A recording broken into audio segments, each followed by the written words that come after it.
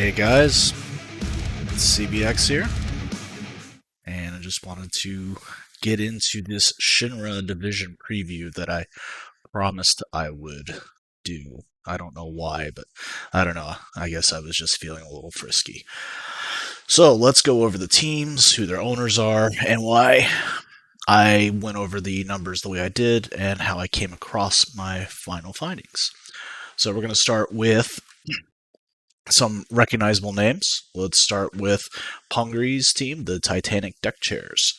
Um, then next we have the South Dakota Marmosets out of South Dakota, and I believe those belong to Zodiac 5000.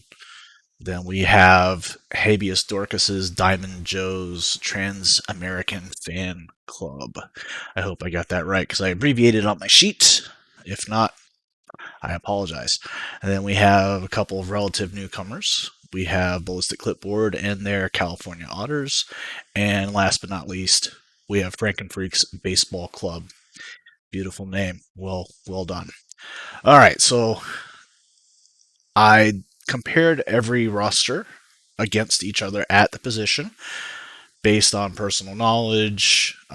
Didn't have access to the Super League database up to date, so I couldn't give the best up to date numbers. Therefore, I simply went with either my gut or looking at Baseball Reference to determine prime years and performance averages. I assigned each team a value for that position of 1 through 5, and then I simply did a sum and an average divided on the amount of variables that I had, which was 18. So based on the result that gave me, I then rounded and determined the placement of the teams according to that. So let's get started. To start, we're looking at the catching position. Zodiac is bringing a 1927 Mickey Cochran and a custom Matt McPizza to the table. Pungree's deck chairs are in the form of a 1925 Gabby Hartnett and a 1924 Bubbles Hargrave. The Otters are sending out a 1994 Mike Piazza and a 1950 Roy Campanella. The Diamond Joes are sending out a 1982 Simmons and an unknown year Wally Shang. And then Frankenfreak's Baseball Club is bringing a 1974 Johnny Bench and a 1913 Chief Myers.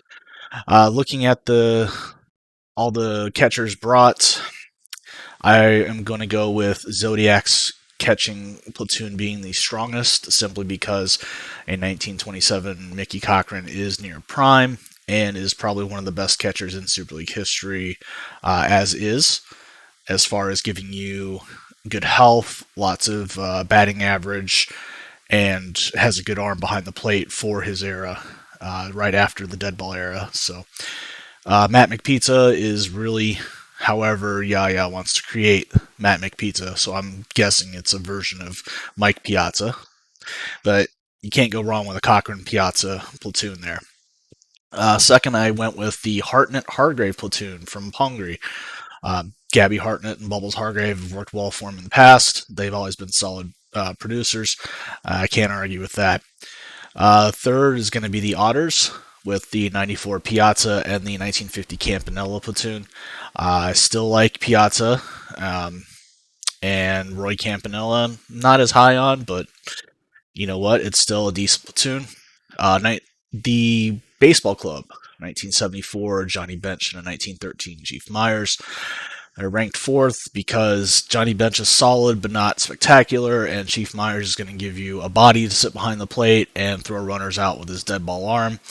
And then because of the unknown, I had to rank the Diamond Joes fifth at catching position, just because I don't know how old that Shang is. It could have gone up 1 or 2 spots from there, but Simmons is not exactly a number one catching starter in the Super League. Subpar League, you have a little more room to play with, but in any case, having Wally Shang as the platoon partner, he's okay, but that's only if I know what year he is. He could be better than others. This could be a really old one, really young one. I just don't know. So, rank 5th. All right, looking at first base, we have Zodiac's 1927 Jimmy Fox, Pungree's 2007 Albert Pujols, Clipboard's 1966 Willie McCovey. Habeas Dorcas's 1933 Fox platooned with the 1965 Hank Aaron for whatever reason. And Frankenfrink has a 1920 Harry Heilman, personal favorite player of mine. But let's go through in order. Number 5, this time I'm going to start from the bottom, is going to be the Heilman. He's not a first baseman by record. He's the 1920 variant. You're going to get a lot of contact hitting out of him, not great defense, and not much else. And I realize that at first base you don't need great defense, but it still helps to play the position more than a little bit, which he didn't. Uh, Number 4, the 1927 Jimmy Fox.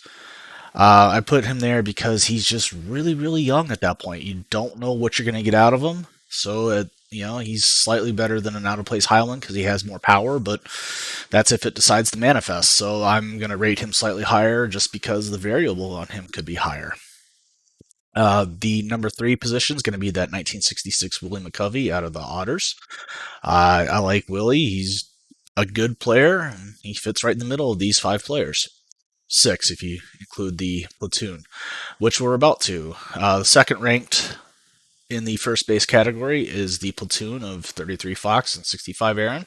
I'm guessing that the idea is just to get a bat in to counter that handed type disadvantage. And a 33 Jimmy Fox is still a really good player, just entering the prime of his career. And then the number 1 for this particular division, it's that 2007 Albert Pujols. Yes, he's young, but he's the machine. Yeah, Pujols is grayed out really well, usually perform fairly consistently, and he's been no exception. So it's Heilman, Fox, the McCovey, the Fox Aaron platoon, and then Pujols from 5 to 1. Next up is second base. We're looking at Zodiac's 1924 Charlie Gehringer, my personal actual all-time favorite player.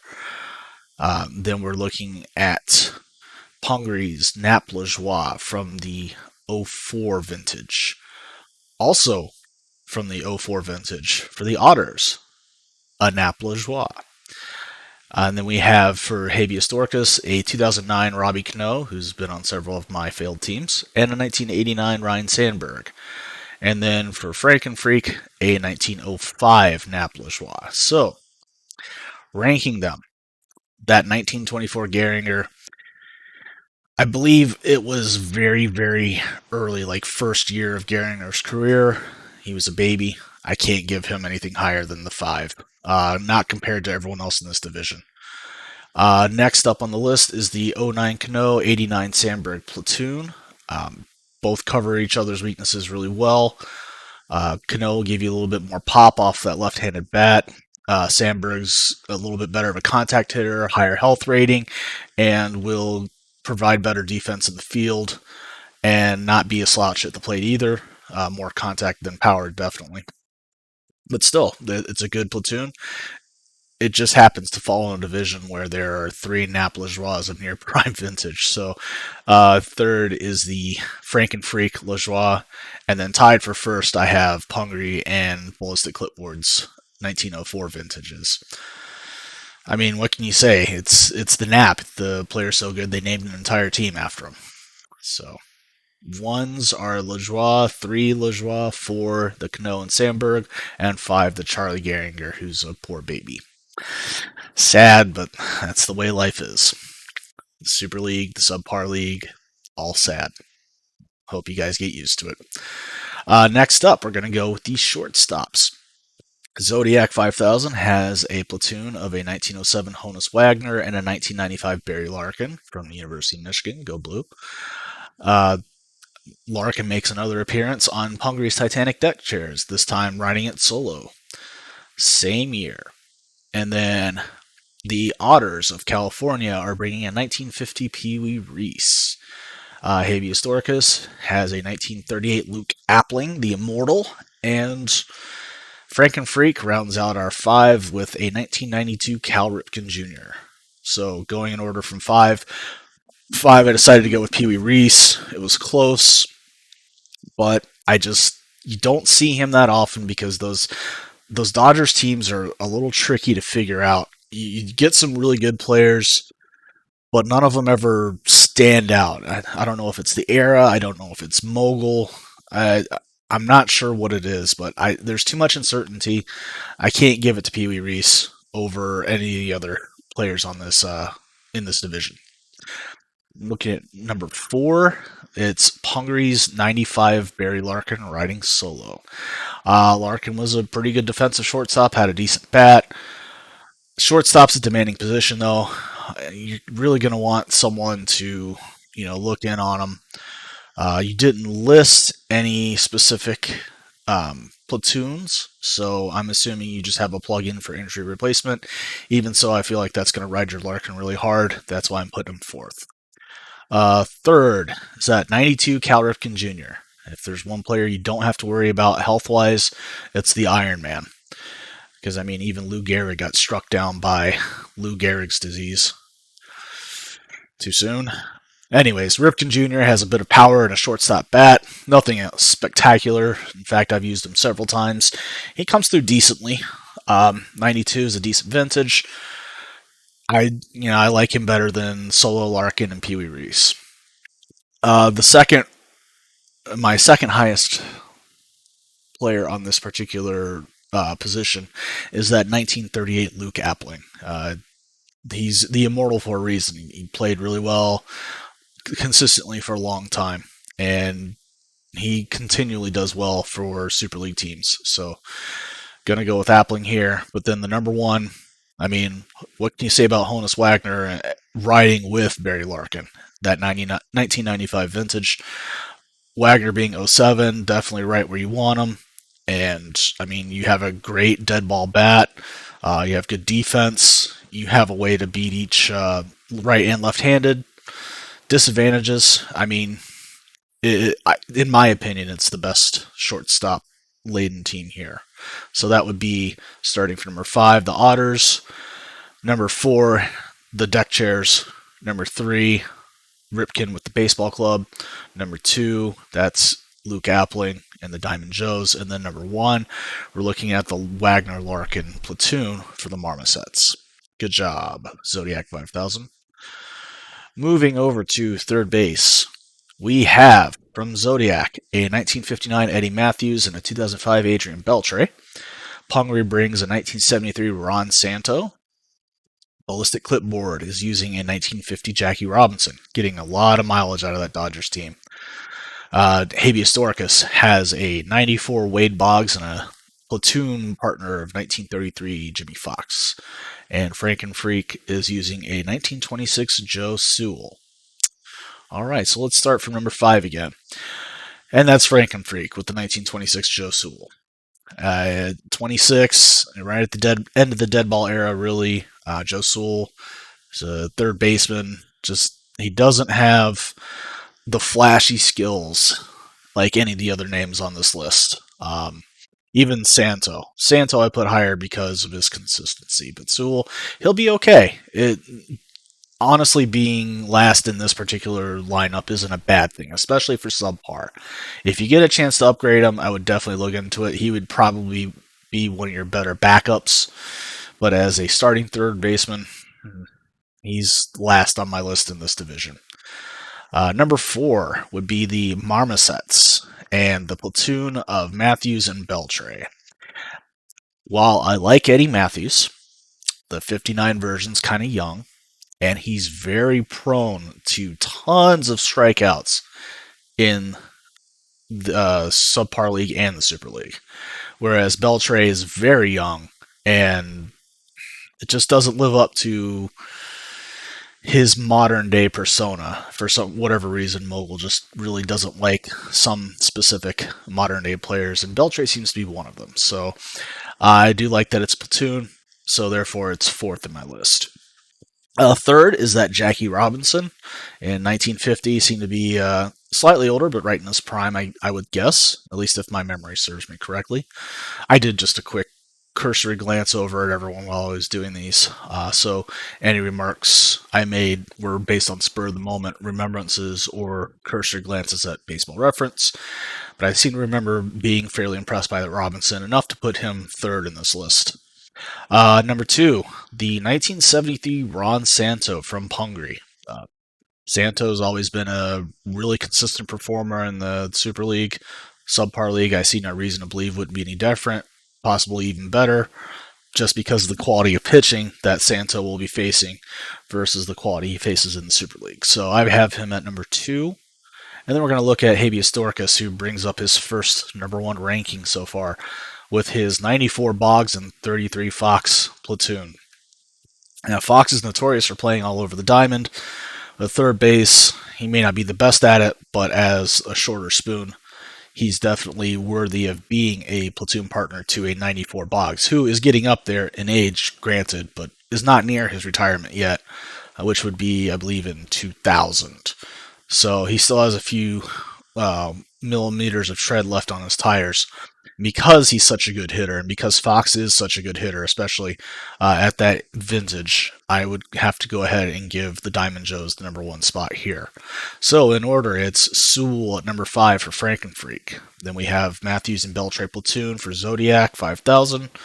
The Jackie Robinson. By the way, he's going to be on the cover of the MLB The Show 21 special edition. So if you want to have a nice little keepsake, go ahead and pre-order that in stores soon. I'm not shilling at all because I don't get paid for any of this. I just like the MLB The Show games. Anyways, Ballistic Clipboard, Jackie Robinson, number 3. Number 2, Hungary's Ron Santo. Number 1, the Boggs Fox platoon. All right, so that's our infield. We're going to go ahead and move out to the outfield. We'll start in left field. Zodiac 5000 has a 1927 Al Simmons. If I missed that, I apologize. I forgot to put the first letter of his name. And there are several Simmons here. I believe the catcher is Ted, and this is Al, especially at 1927. So I think I got that right. Anyways, moving on. Hungary, left fielder, 1955, Teddy Ballgame, Ted Williams. Ballistic Clipboard has brought us a 1950 Duke Snider. Not a bad choice. Habeas Dorcas, the 1919 Great Bambino, Babe Ruth, for some reason is being platooned with a 1989 Ricky Henderson.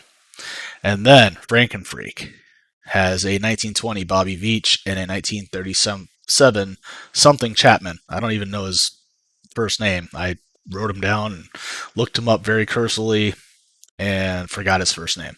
So it is what it is. Starting again, number 5. You guessed it. Frankenfreak's Bobby Veach and Chapman platoon.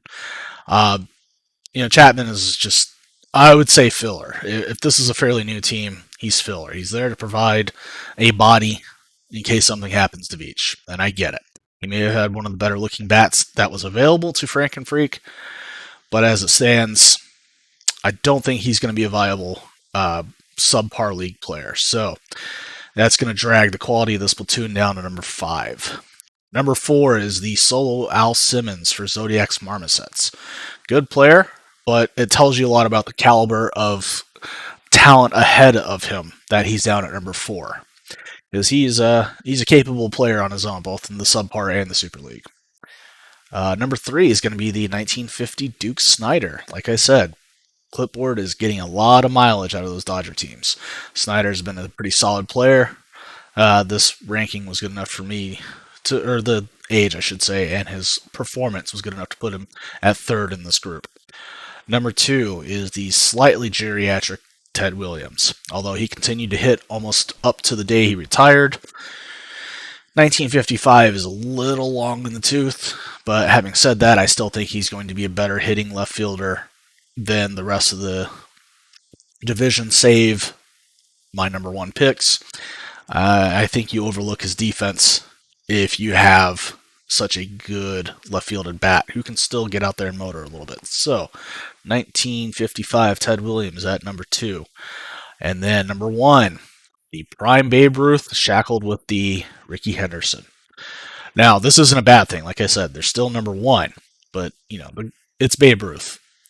And if you want to, get your bats in there, I'm not sure why the insistence on getting Hank Aaron in there. Rest in peace. At your right field and first baseman. I mean, there's a lot of complicated platoons.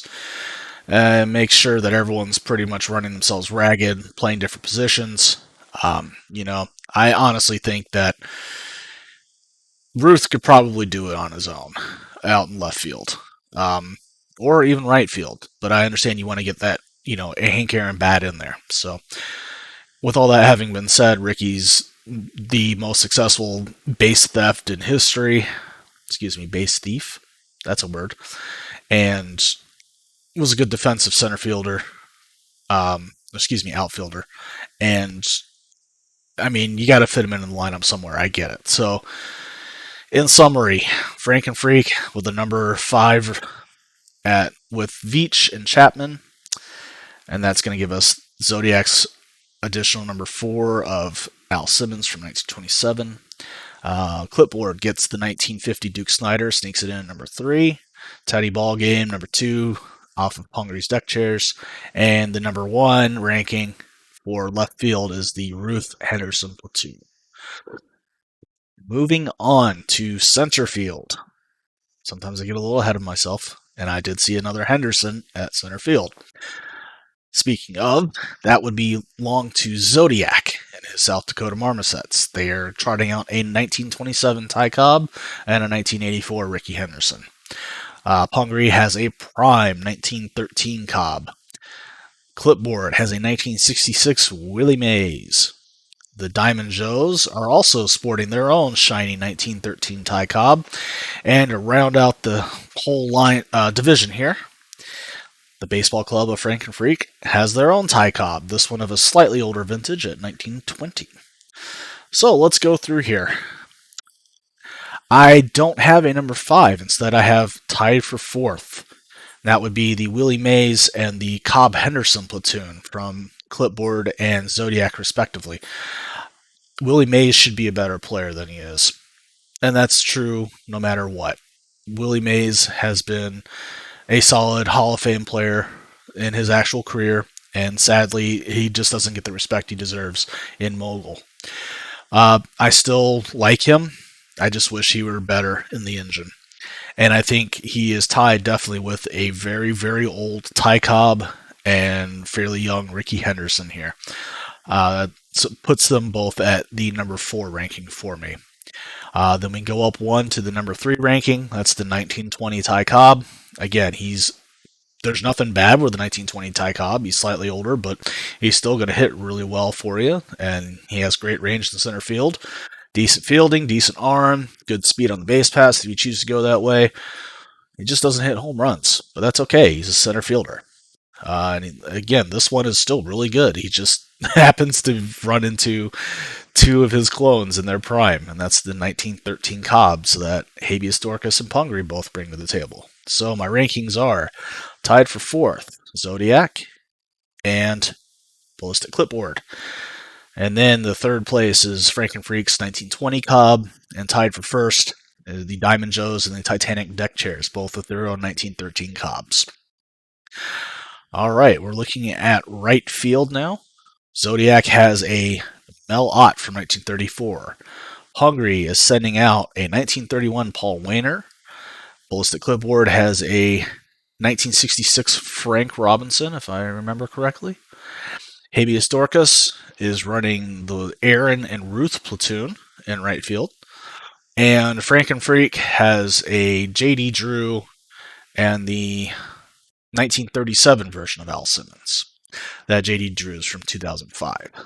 So let's start from number 5, and that's the J.D. Drew and Al Simmons platoon. J.D. Drew seems like a good idea on paper. Just much like my entire existence, it sounded better before it actually happened. So to combine that with an older player who just isn't up to the talent level of the rest of the team, or the rest of the division, and you have a number 5 ranking here. Sorry, Frank and Freak. Number 4 is going to be the 1931 Paul Wainer from Pungree. Now, this is debatable. You could go either way with Wainer, Robinson, and Ott. They each have turned in good years and bad years. It really depends on how you have them set up, and it just depends on the randomness of the engine.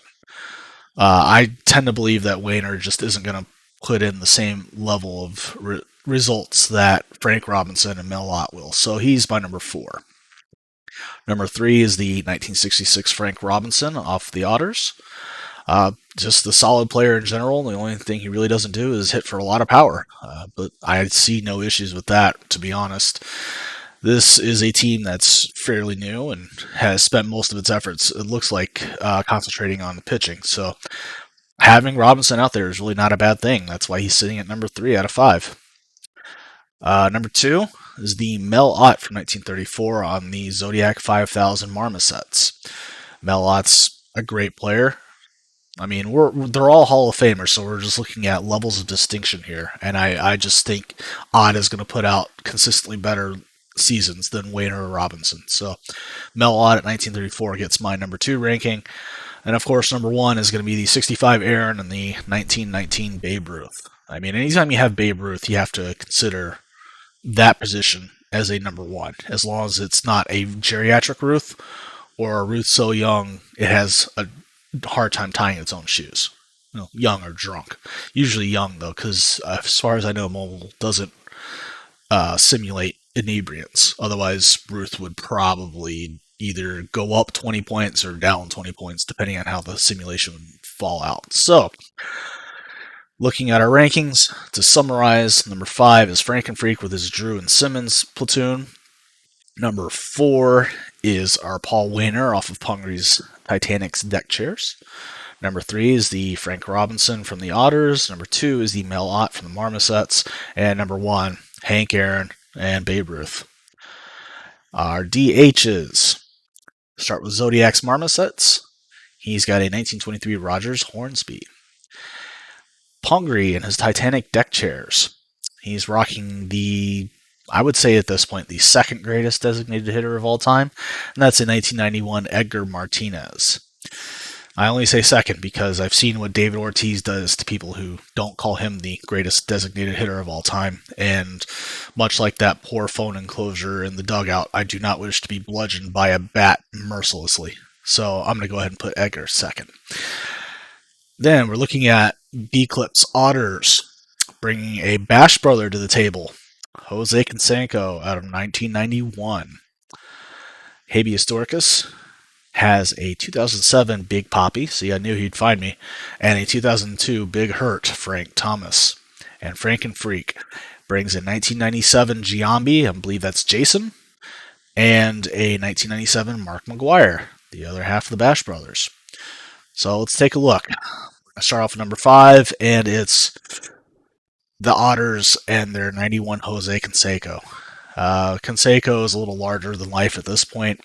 Mogul never really treats him that wonderfully, and having him here by himself, he really needs a platoon partner.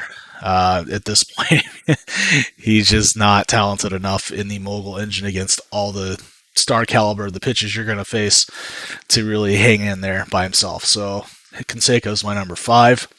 My number 4 is the Giambi McGuire platoon. While it is prime Mark McGuire, just for whatever reason, the Giambi McGuire platoon does not inspire a lot of confidence in me, and I'm sure it doesn't inspire a lot of confidence in most people. So that's my number 4 ranking. It is better than having Canseco by himself, though. I'll give you that. Number 3, good old E-Mart from the Seattle Mariners. But in this case, he's from Pungry's deck chairs. 1991 vintage, not bad. He's going to give you contact, a little bit of power. And, I mean, yeah, you got a Jeff Bagwell on your bench. You could have used him. You probably get the same results. So it's a matter of preference, and I get it. So Martinez is going to be my number 3 ranking here. Looking at number 2, that's the Big Poppy and Big Hurt combo. It's really big. 07 Ortiz was still a monster in real life. Big Hurt, underrepresented in the subpar and super leagues because those White Sox teams were kind of dreadful outside of him. But I think that they will put out more than the other platoon in this division, and so I've given them the second ranking, which leaves the number 1 to the 1923 Rogers Hornsby. Hornsby hits. That's what he's there for.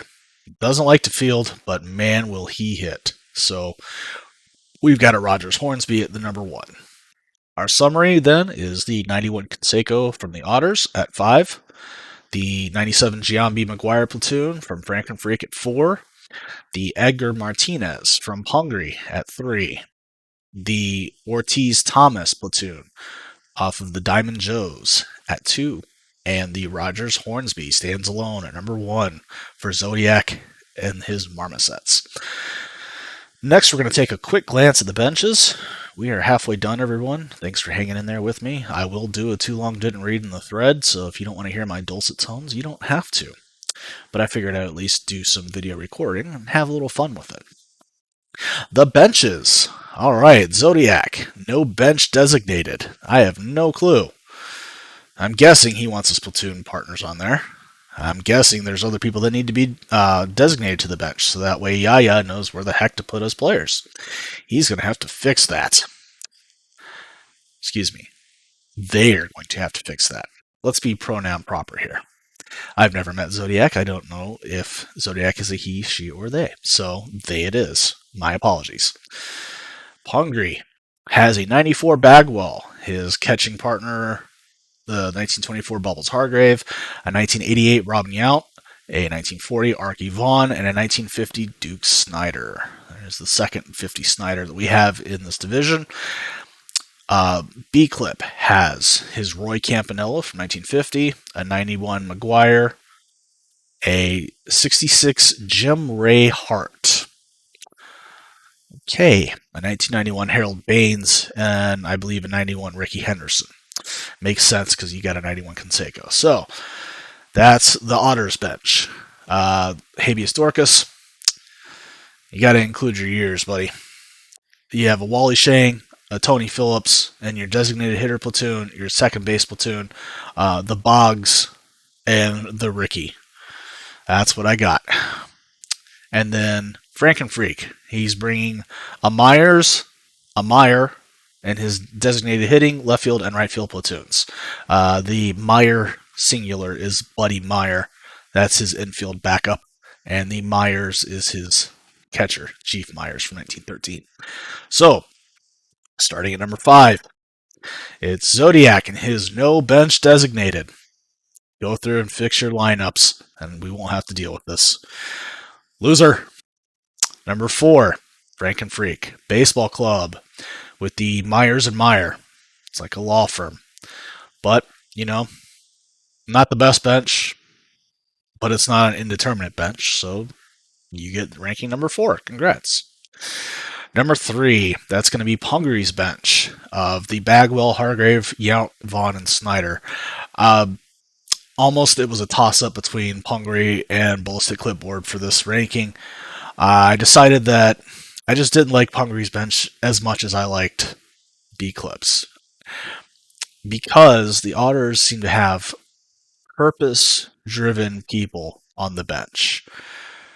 And Pungary's is just like, oh, I've got these good players. I'm just going to stick them on here. But man, if you got a 94 Bagwell, you got to find a way to use them. That just doesn't seem like a bench player. He seems like a fill-in player. So, call it nitpicky, but the Titanic deck chairs are sitting at number 3 on my bench rankings. Number 2 would be the Otters with the Campanella, McGuire, Jim Ray Hart. That name is almost worth it on its own. Harold Baines and Ricky Henderson. And then number 1, the Diamond Joes with their Wally Shang, Tony Phillips, and having the Boggs and Ricky on the bench to fill in for the platoons. You have your second base platoon, your designated hitters, and a Tony Phillips. And I'm not just saying this as a Tony Phillips fan, but I don't know. I happen to like this bench the most. The top 3 are debatable, I guess. Well, that's how I ranked them today. So, let's summarize. Number 5, the Marmosets with a black hole where their bench should be. No light escapes. Number 4, Frankenfreak's team of Myers and Meyer and his platoons. Number 3, they're the deck chairs with the Bagwell, Hargrave, Yount, Vaughn, and Snyder. Number 2, the Campanella, McGuire, Hart, Baines, and Henderson bench of the Otters. And number 1, the Diamond Joes with Shang, Phillips, and all the platoons. All right, deep breath. We've made it halfway. Now we're going to take a look at pitching. Starting with our aces. The Marmosets have a 1917 Pete Alexander. The Titanic deck chairs have a 1925 Pete Alexander. The Otters have a 1966 Juan Marichal. The Diamond Joes have a 1915 Pete Alexander. And Frankenfreak has a 98 Maddox. That's Greg Maddox, if you're nasty. Which, by 98, he wasn't as nasty. So let's go over it. Number 5, Frankenfreak with the 1998 Greg Maddox. I get the thought, but I honestly think he's the worst ace pitcher that you have on your roster. If it were me, I probably would look at bringing your Addy Joss to SP1. He's just got to be able to compete. I don't think by 1998 Maddox, who's 32 at this point, can compete with the other SP1s at this position. So think about making that change, but he's my number 5. Number 4, the Juan Marichal from 1966, and that's the one off of the Otters. Nothing wrong with Marichal. I just don't think he's an ace. At least he's somewhat closer to his prime, though, versus Maddox, who's approaching old age. And Marichal has traditionally been more consistent in the mogul leagues, so he gets my nod at 4. And then number 3, 2, and 1 are just the various ages of the Pete's Alexander. So number 3 is going to be the oldest Alexander from Pungry. Number 2 is the 1917 Alexander from Zodiac. And the Diamond Joes have the nice prime Pete Alexander at 1915. He's probably the best version. And that's who I'm giving the nod to. So, in order, that's the Maddox from Frankenfreak, the Juan Marichal from the Otters, the 25 Alexander, then the 17 Alexander, and then the 15 Alexander. All right. SB2. Now, we have Zodiac bringing the Cy Young. Oops. There we go. Almost closed out my screen there. That wasn't intentional. Anyways, 1892 Cy Young. Finally, someone brings a decent vintage of him. That's pretty cool. Hungry has a 1901 Rube Waddell. Nice. The Otters have a 1966 Gaylord Perry. Gotcha. The Diamond Joes have a 1901 Rube Waddell. Deja vu. And Frankenfreak brings up the rear here with the 1909 Joss. Now, starting at number 5, I realize, Frankenfreak, that I just said that Joss probably would be better matched against the starting pitcher 1s, and yet I have him ranked 5 on the starting pitcher 2s. Because the other 4 members of your division are so stacked with consistent or spectacular pitching talent, it's hard for me to give Joss the nod over some of these others. Gaylord Perry, I guess, would be the toss-up. But still, pitching is just not seem like your forte here. I know, being a newish team, Joss is still a good pitcher. Does he compare to the others? That's the question, and I don't think he will by very tiny margins. So it's a 5 that probably could have been a 4, just depending. I don't know. Anyways, Addy Joss, 1909. He's my 5th ranked at SP2. Then the number 4 rank is the 1966 Perry off the Otters. Again, it's good vintage. Perry's a decent pitcher. It just as easily could be my rank number 5, especially at SP2. Maybe you think about putting Kershaw as your SP2. Just a thought. I think the way the league is trending right now with the updated databases giving modern pitchers a little more pop, so to speak, maybe Kershaw ends up running a little better. So, who knows? I could just be talking out my anus. Anyways, B-Clip, number 4, 1966 Perry. Then we have a tie for second because we have the exact same pitcher brought to us by both Pungry and Habeas Dorcas. That's that 1901 Rube Waddell. Not much to say about Rube. There's a reason he's so desired. There's a reason he sits really high up in rotations. You get a lefty with, I believe, a screwball, and he wreaks havoc. Yeah. So, number 2, And then number one is the 1892 Cy Young. There's an argument here that he could be a better ace than Alexander in 1917. Honestly, it's a coin flip. You do you, Zodiac. This is a really, really stacked SP1 and SP2. 1892 Cy Young hasn't become old yet, so he is worthy of his pitching award at this age and is definitely the best SP2 out of these five. So, to summarize, we've got 1909 Addie Joss. Then we have the Gaylord Perry from 1966. The two Waddells are the same year, can't differentiate them. And then the 1892 Cy Young. SP3, we're looking at the third of our five starters.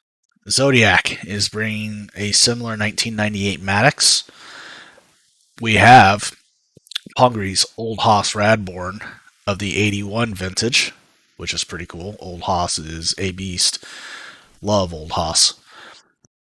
Then we have B-Clips 2011 Cleon Kershaw. Cleon Kershaw. Yes, I'm telling you, you have a spelling error. You're missing a T in Clayton Kershaw's name. Please go fix Cleon before something bad happens to him. Then we have Abius Dorcas's 1911 Big Train, Walter Johnson. Let's give it up for him.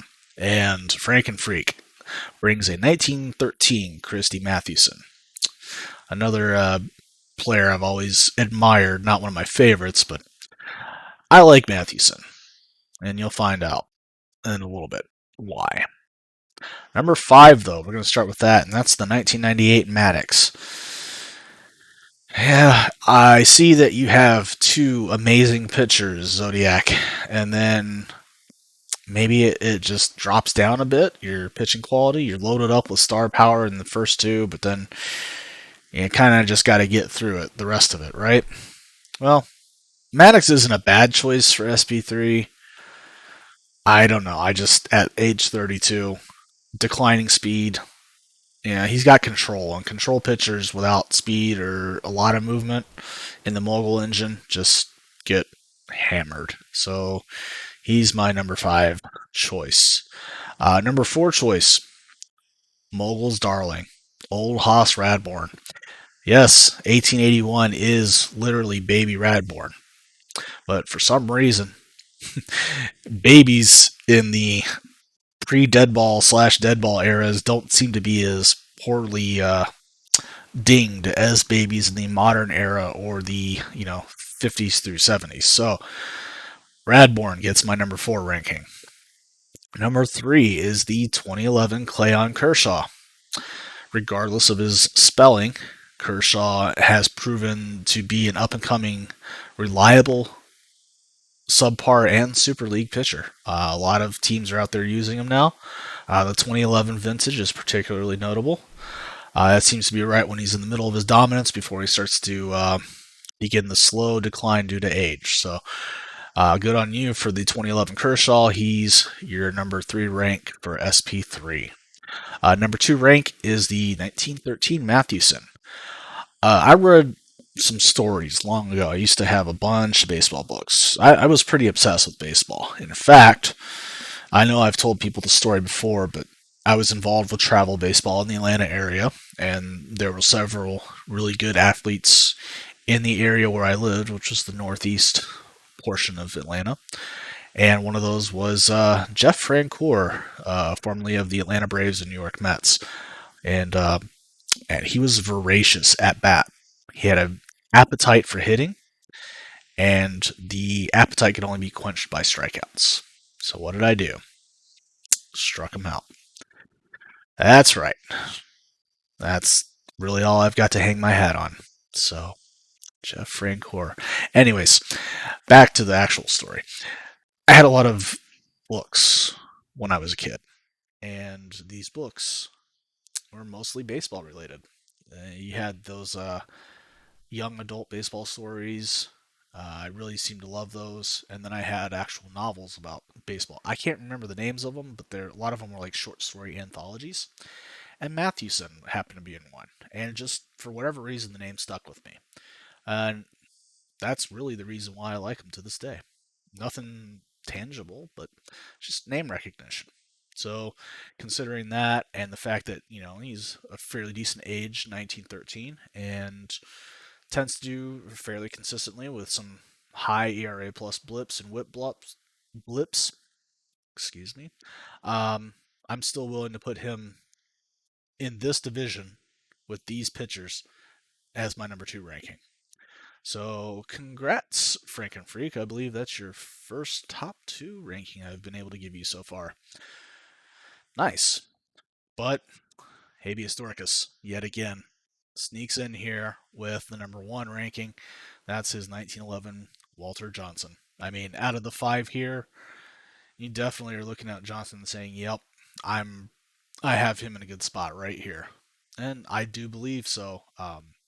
Considering your first 2 starting pitchers are a prime Pete Alexander and a prime Rube Waddell, Walter Johnson fits in really well in this spot. So, to summarize, number 5 is the 98 Greg Maddox off Zodiac. Number 4 is the 1881 Old Haas from Hungary. Number 3 is the Cleon Kershaw from the Otters. Number 2, the Mathewson off of Frank and Freaks Baseball Club.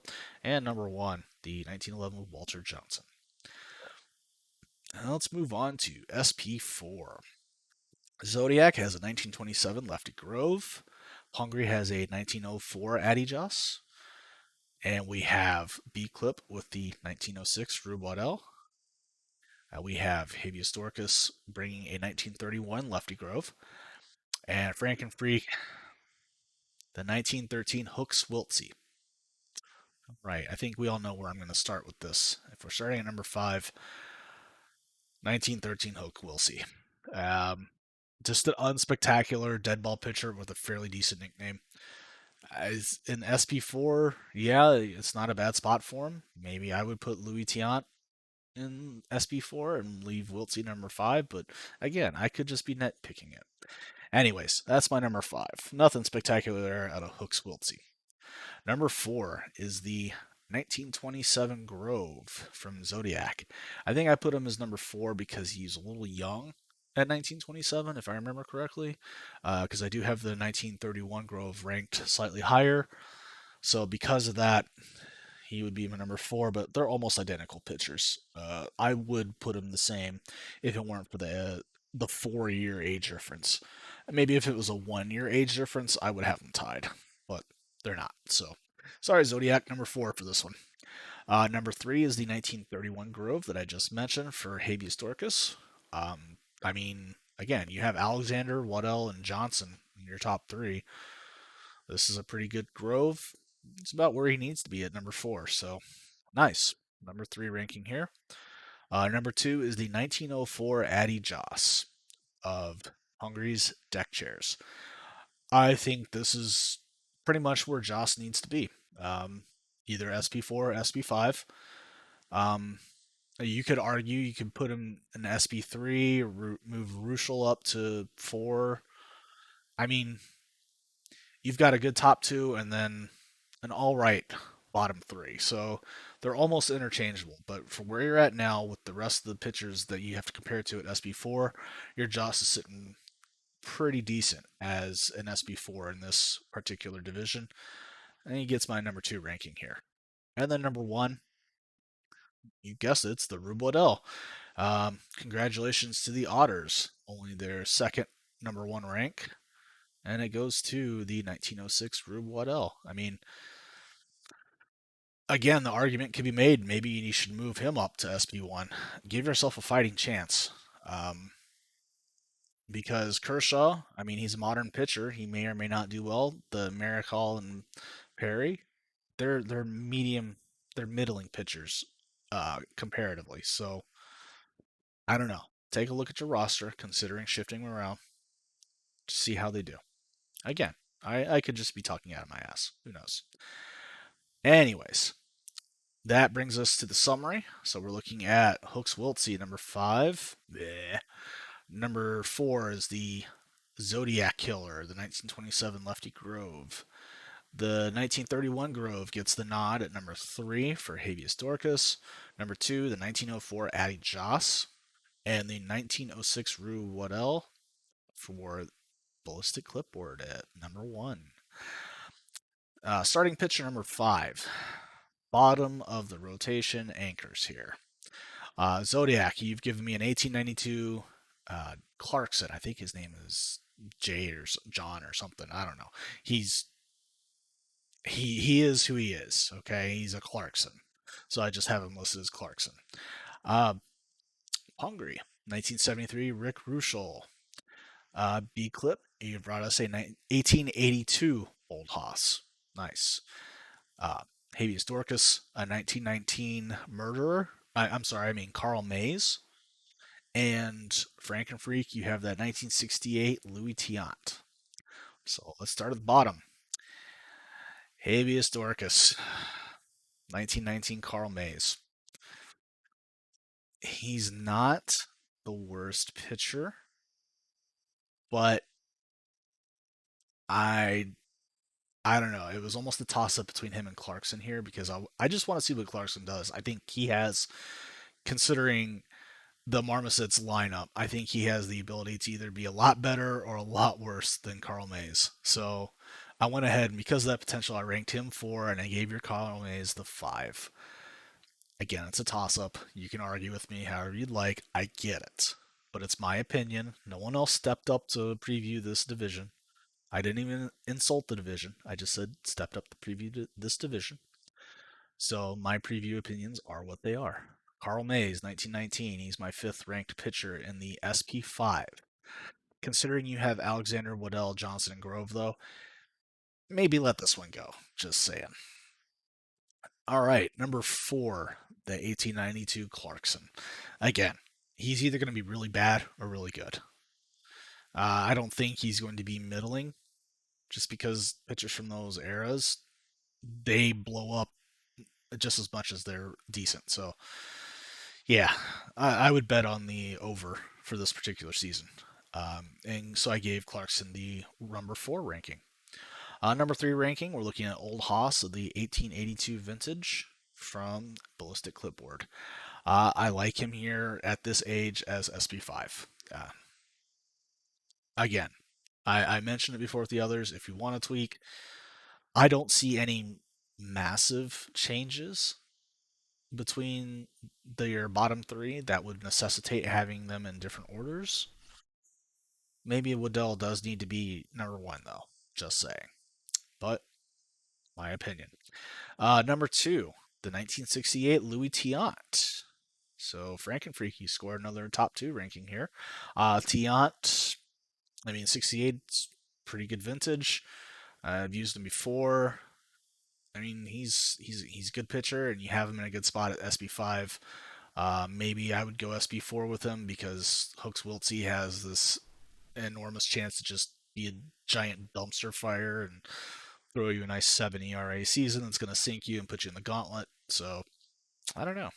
But where he is, he's a 2.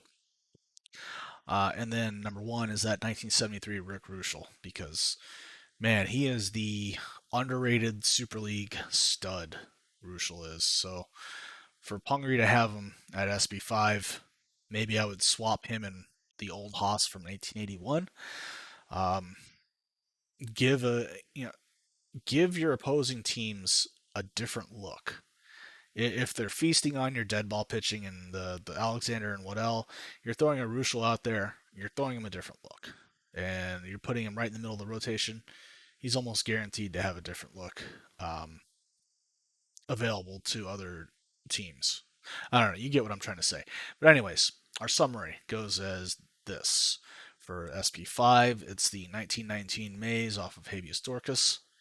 Then we have the Clarkson of 1892 vintage from Zodiac. Then we're going back to the Ballistic Clipboard and their 1882 Old Hoss. We're looking at Louis Tiant for 1968 version for our Frankenfreak Baseball Club, and then Rick Ruschel from the Titanic deck chairs. Okay, and all we have left are the bullpens, and then I'll give my official verdicts. So, for short relievers, Zodiac, buddy, we got to talk. Your post just doesn't have the amount of information needed. You have no short relievers listed. Please go and proofread your stuff. Please. I can't give you a grade because I don't know who your short relievers are going to be. It's that simple. All right. Hungry.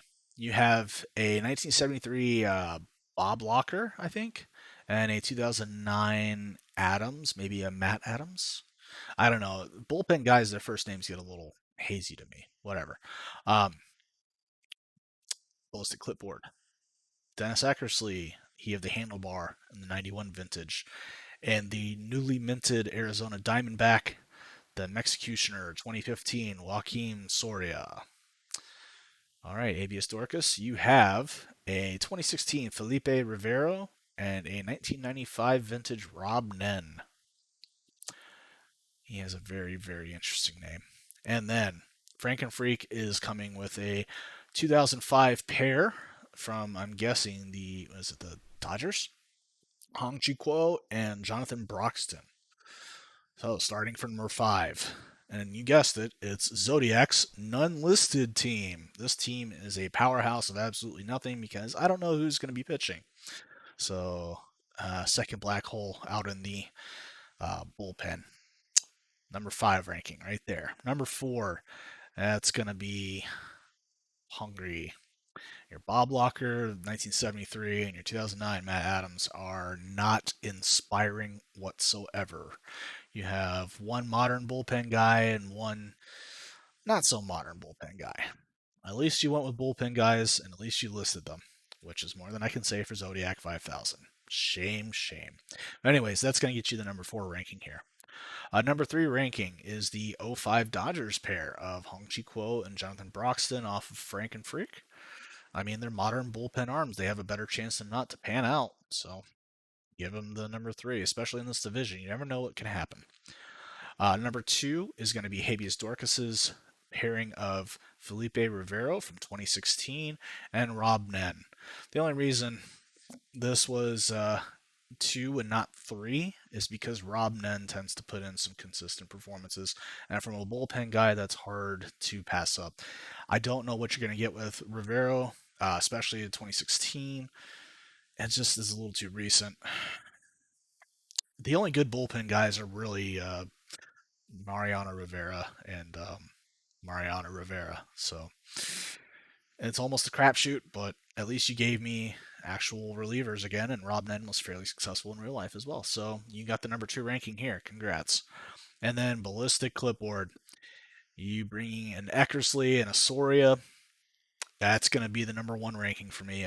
Even though Eckersley has a slightly inconsistent history in the Super League, I still prefer the Eckersley Soria team over the rest of these. So, in summary, Zodiac's number 5 ranking with none listed. The number 4 goes to the Locker Adams pairing. Number 3 is the Quo Broxton pairing. Number 2, Rivero and Nen. And number 1, Dennis Eckersley and Joaquin Soria. Our middle relievers. Apparently, Zodiac is going with 3 middle relievers. He has a Fuentes and a Rhodes. I want to say from the 2001 vintages both, and then an '05 Felix Hernandez. So I'm guessing that's Arthur Rhodes, and I can't remember the first name for Fuentes. I hope it's not Nick because he's a white supremacist. Anyways, moving on. We have Pungry's pairing of 1983 Gary Lavelle and a 1982 Frank Junkball Supreme Tanana. B-Clip has a single middle reliever, and that's going to be a 1992 Johnson, I'm guessing of the Randy variety, if I remember correctly. Habeas Dorcas has a Reardon, 1990, so I'm putting that as a Jeff Reardon. And Frankenfreak has a guy I've never heard of before, 1969 Segui. I don't even want to guess at his first name. I have it written down somewhere, but I didn't think it was important enough to remember. So let's go with our rankings, and you guessed it. The 1969 Segui is going to be the number 5 ranking out of those middle relievers. I don't know enough about him. I can't remember any Super League or Subpar League team having used him before to any success. And because of that uncertainty, he gets number 5. Number 4 is the 90 Jeff Reardon, if only because he's more cut out for short relief than middle relief. Um, Stretching out an arm like that probably won't end well. So take that into consideration there, habeas Dorcas. Number 3, the 1992 Randy Johnson. He's still a wild thing in 92, so his career arc doesn't necessarily play out well. I think he's probably the best you're going to get where you're at middle relief. Um, as far as everything else I've seen in your roster, I think that's the right spot for him. And as such, he gets my number 3 ranking. Number 2, since Zodiac has decided to shove the crap out of his middle relief position with the Fuentes, Rhodes, and Hernandez, I got to give him the second ranking. Excuse me, not him. I got to give them the second ranking. Felix Hernandez, 05. Yeah, he may not be the world beater, but just having them there is pretty good. And then the number 1 ranking is Pungri with his Gary Lavelle and Frank Tanana. Another funny story. While working for the Tigers, I would have access to the dugout areas, the service areas, the walkways where the players would go, all the places where the employees of the club had access to, especially when they gave me the keys to the park. And there were times where I would have to pre-tour and cover up specific documents that were in the visiting clubhouse tunnel because Frank Tanana is the Tigers baseball chaplain. So when any of the players want to be prayed over, they call Mr. Tanana's phone number, and he'll show up and schedule himself to be there and work with them. A lot of older dads on the tours would take pictures of his phone number, and for some reason, however, if Frank Tanana actually hears this, I apologize. I didn't get down there to cover up your phone number consistently enough. So if you've gotten strange phone calls from obsessed dads, it could have been me. So I'm sorry, and I deleted your phone number from my phone as well. Just saying.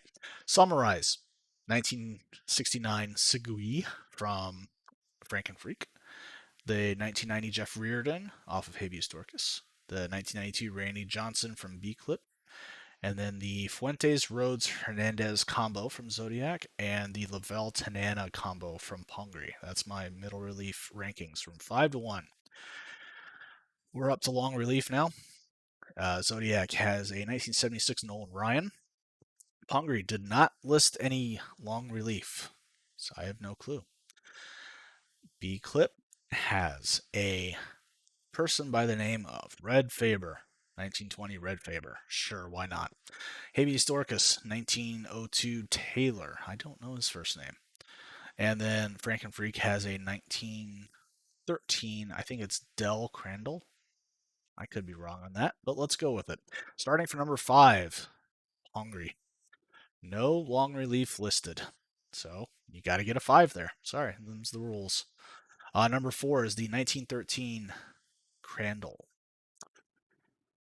Number 3 is the 1902 Taylor.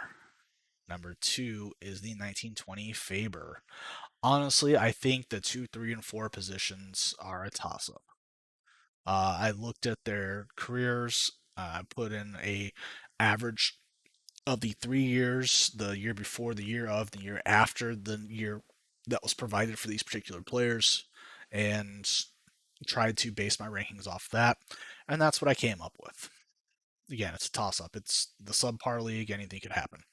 But that number 1 long reliever spot is going to go to a 1976 Nolan Ryan. Yes, he's going to walk some people, but he's going to strike some people out too, and he's going to eat innings.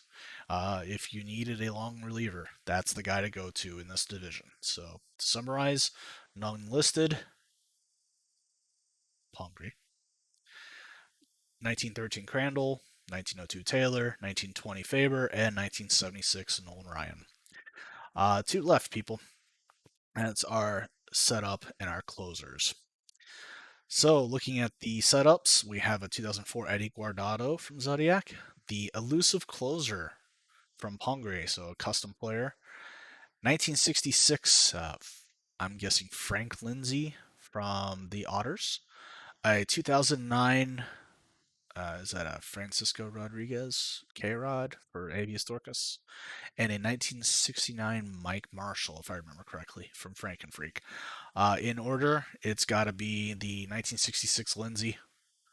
I mean, come on. It just has to be.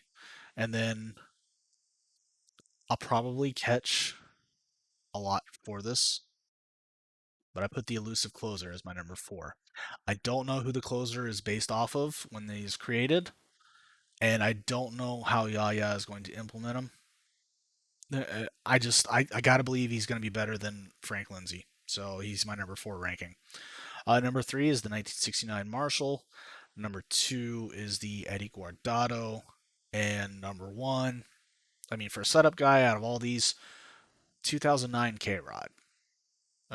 Francisco Rodriguez was a really, really cool dude when he was here in Detroit.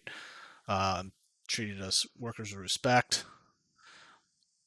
He has a good history, and he, out of these 5, stands alone as the top. So, number 5 is that 66 Lindsay from the Otters. Number 4 is the elusive closer. Again, if Yaya chooses to implement this closer a specific way, that could easily go up to number 2 or number 1. Just, it all depends on your league commissioner and how they choose to represent this particular player. Number 3, 1969 Mike Marshall. Number 2, Eddie Guardado. And number 1, 2009 Rodriguez. And this brings us to our final category, the closers. Zodiac has a 2005 Rafael Soriano. Hungary has a Craig Kimbrell. I put question mark because there is no year listed. In fact, in his roster post, there's an error saying that he has 2 closers. One of them was Bob Locker at a point, I believe, as well as Craig Kimbrell. So again, Pungry, I would advise you to go back and fix your roster post so that way it's much clearer for us previewers and for your own records. B Clip, 1995. I believe it's Brian Harvey. Could be mistaken on that.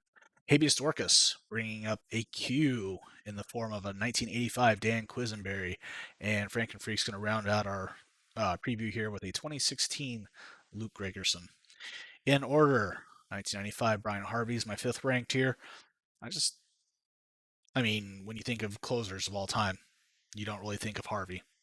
He's a guy, so he's going to be the 5th ranked out of these. Number 4, the 2016 Luke Gregerson.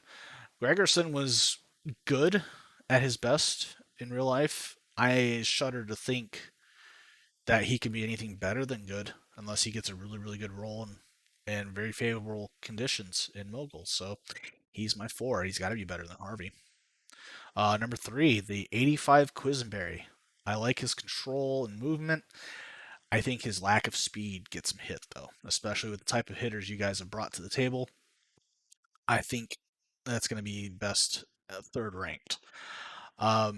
Number 2, the Soriano of the 05 vintage. Very, very good closer in real life. In real life, doesn't compare to our number 1 ranking.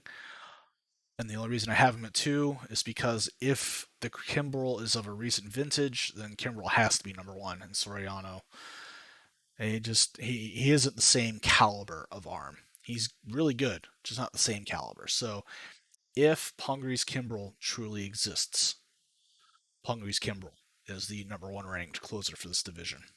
There's nothing I need to say about it. So, summary is the 95 Harvey at 5, the 2016 Gregerson at 4, the 1985 Quisenberry at 3, the 05 Soriano at 2, and the nebulous Craig Kimbrell at number 1. So, as I mentioned, I ranked every category, every player in every category from 1 to 5.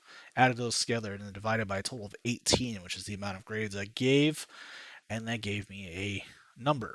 I then rounded up that number to where it needed to be to get these overall scores. So let's start with number 5. With an aggregate of 4.4. That's Frank and Freak. So, out of the teams in this division, I predict Frank and Freak's baseball club to be the bench riders. There is a team here. Um, you have some bones here and there, but I would say there's a lack of star power that every other team in this division has that you just don't. It's not a bad start. I do think you need to pick a direction and go towards it. If you want to be a contact hitting team, be a contact hitting team. You have a lot of contact hitters. If you want to be a power hitting team and risk it on that gambit, you have the start of some guys that can do it, but you probably would be more successful as a contact hitting team without having to give up a lot of your assets. So, uh, do what you can do, but I have you ranked as number 5 out of 5. Number 4, that would be the Otters with an aggregate of 3.5. So, with the Otters, I see a problem that I am also kind of victim to. I see a team that has a lot of good players at some necessary positions, and it handcuffs me as to my choices for my other teams. In my case, I have a curse of always wanting Detroit Tigers. I mean, it's accept understandable. However, with this team, I see the latch on to the Jackie Robinson, Duke Snyder led Dodgers. Um, Pitching has just not been that much of a focus. That has to change. If you want to succeed, you got to start working on that starting pitching, um, and even your DH and your first baseman. Those should be upgraded as soon as possible. You have a good base of a team here. Just definitely need to stock up on your depth when you can, fix your starting pitching, and your first base at the minimum. Others are higher on McCovey than I am. I just think that's one of your weaker spots. Um, Maybe even shortstop. Although, you could get away with having just a defensive shortstop. But again, like I mentioned to Freak and Freak, find your direction. Team number 3 is going to be Zodiac 5000 and their South Dakota Marmosets. Their aggregate was 3.3.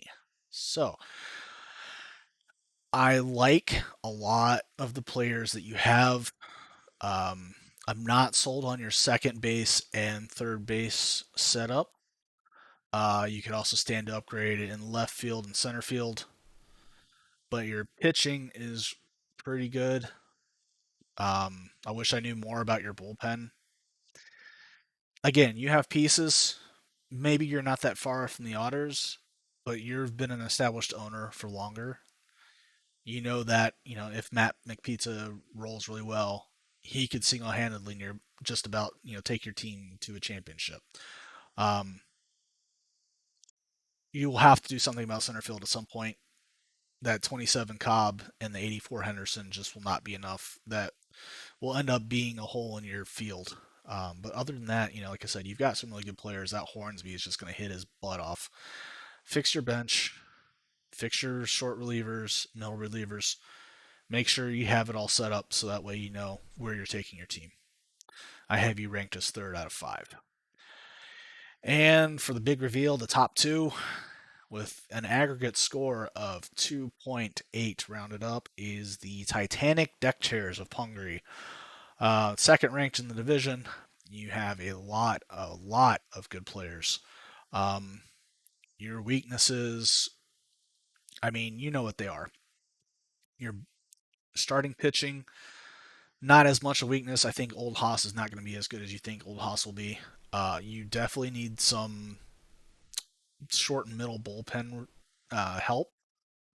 But bullpens are volatile. Those same players could be just as good for you one season as they are bad for you in another season. And I don't think Larkin by himself carries you at shortstop. So um, maybe, I don't know, consider looking to add a platoon partner besides, I think, Arky Vaughn. If that is your platoon partner, then things change. I just didn't have him designated in your posts. So if that's the case, then you're good to go there. Then ignore what I just said. Maybe consider swapping in Teddy ball game for your designated hitter if he proves to be too much of a liability out in left, and looking for an upgrade in left field in that case, just defensively or age-wise. Other than that, your team is really, really good. And then our number one team, the team I'm predicting to win this division, are the Diamond Joe's Trans-American Fan Club from Habeas Dorcas. You also need to update your roster posts to make sure you have your years, so that way we know what we're talking about when we talk about your team. But your starting pitching is exceptional. You have a bullpen with guys in the proper spots. You have classic names. You have a good mix of power and contact. You have platoons set up where they need to be. You got a prime Cobb, a prime Ruth. Um, there's not a whole lot of weakness in this team. Maybe look to change up your catchers at some point. I honestly, I would only see that as your weakness. Is Ted Simmons and Wally Shang. Um, Shang's all right. Don't know that much about Simmons, and I know you can do better. So, congratulations. I think you'll be coming out of this division if all things go well. So, in summary, number 5 is Frank and Freak. Number 4, the Otters. Number 3, Zodiac's Marmosets. Number 2, Pongree's Chairs. And number 1, the division champions, the Habeas Dorcas Diamond Joes. I've been CBX, and thanks for listening to me rant for well over an hour and 15 minutes. Take care. Hope you enjoyed this. If not, I really don't give a fuck. Have a good night.